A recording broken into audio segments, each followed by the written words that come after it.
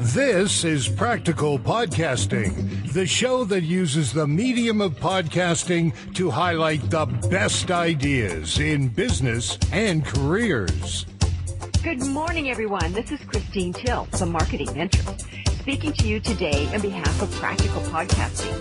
And today we have the honor of having Mr. Joseph Eliezer on the show with us. And oh my goodness, he's a best-selling author. He's a registered counselor and psychotherapist who lives and practices in the Point Grey village of Vancouver, British Columbia. Oh, I am just so excited to find out more about him that I'm going to read you just a bit about his bio, and then I'll bring him on the show formally. Joseph holds a designation of Master Practitioner of Counseling, Psychotherapy, and Clinical Supervisor with the Canadian Professional Counselors Association. Whoa, that's a mouthful. Mm-hmm. He also serves on the National Board of Directors at the Canadian College of Professional Counselors and Psychotherapists. Joseph is registered with Victim Services of British Columbia and is a member of the Kitsilano Chamber of Commerce. Joseph's career in the helping profession began with his interest in the study of the human condition. His lifelong quest for knowledge included formal and informal studies of intuition, theology, spirituality, counseling, psychology, and psychotherapy.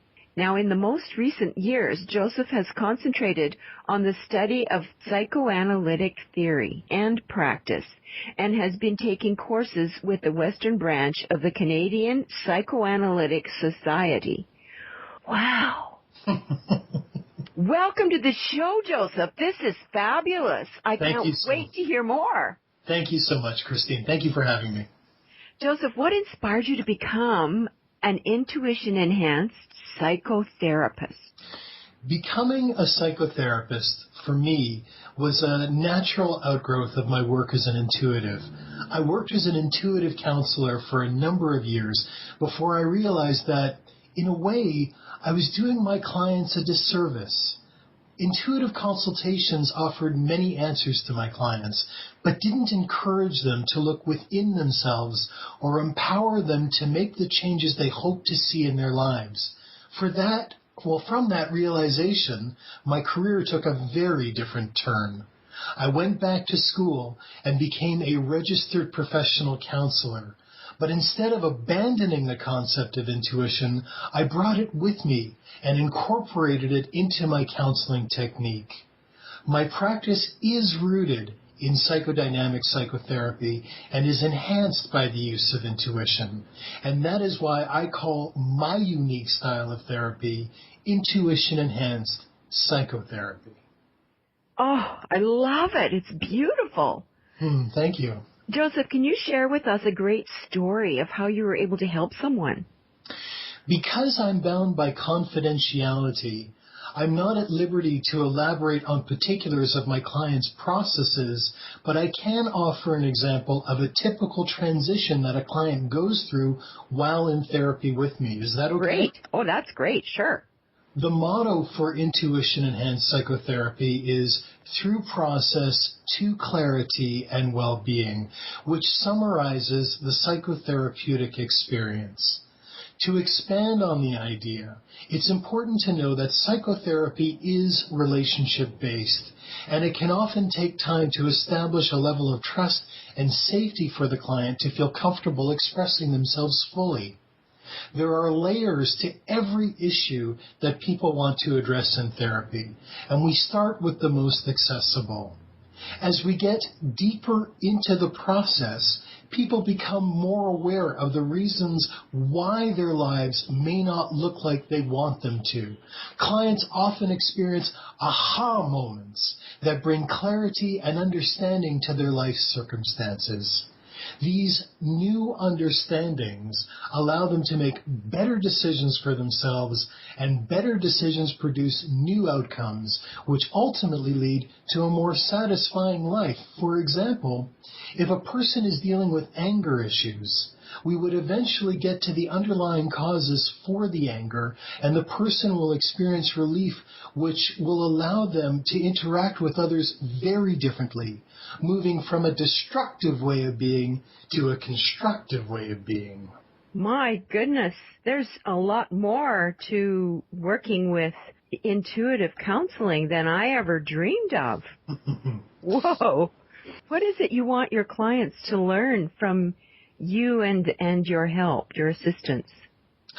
In order to understand or to answer your question fully, I need to break it into two parts. Firstly, my company exists to disseminate information on intuition, the unconscious, and well-being.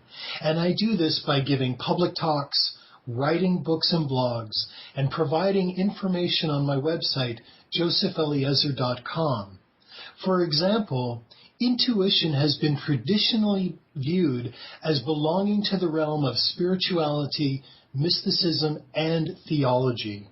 Very few people know that in the 1890s, Sigmund Freud identified intuition as unconscious communication, and that modern neuroscience, almost 120 years later, has finally proved him right.